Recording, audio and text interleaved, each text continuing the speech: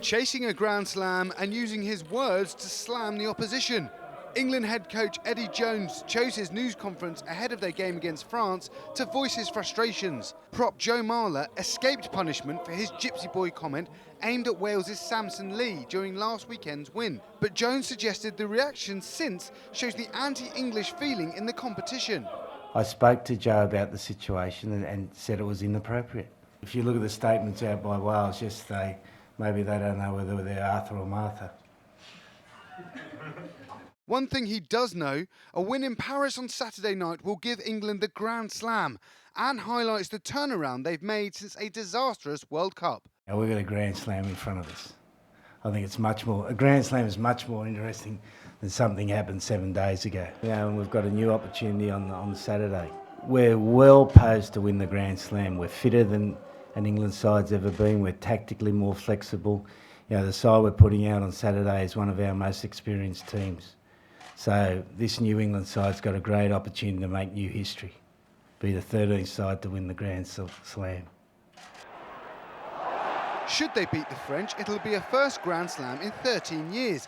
And the new captain is using the hurt of a couple of recent near misses as motivation. For me, it's a driving factor, but we're not looking back, are we? We're looking forward.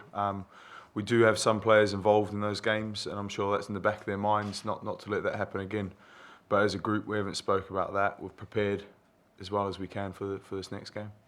In a break with tradition, cameras were allowed into England's indoor training facility for the first time. More evidence of the influence the new coaching regime are having. I think he's just tweaked stuff. I think he's changed the captain, obviously, just manoeuvred stuff around, just made people work a little bit harder, maybe jolted a few people out of their comfort zones, just shaking things up and see where the bits have fallen. And I think in many ways, you could argue that they were always going to bounce back after the World Cup because they underperformed so dramatically.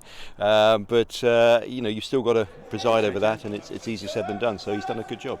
In the end, he wants, as I say, to be the number one dominant side in the world, and it doesn't happen overnight, but I think he's made a pretty good start. The result has been improved performances and results on the pitch, but senior players aren't satisfied with things just yet.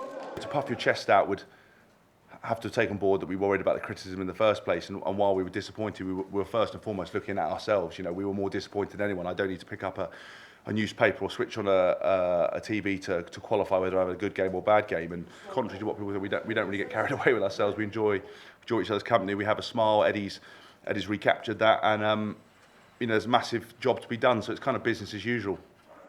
As for the starting 15, Mako Vunipola comes into the side for Marler, who Jones insists has not been dropped for last week's actions, whilst the other change comes at scrum half, as Danny Kerr takes the place of Ben Youngs.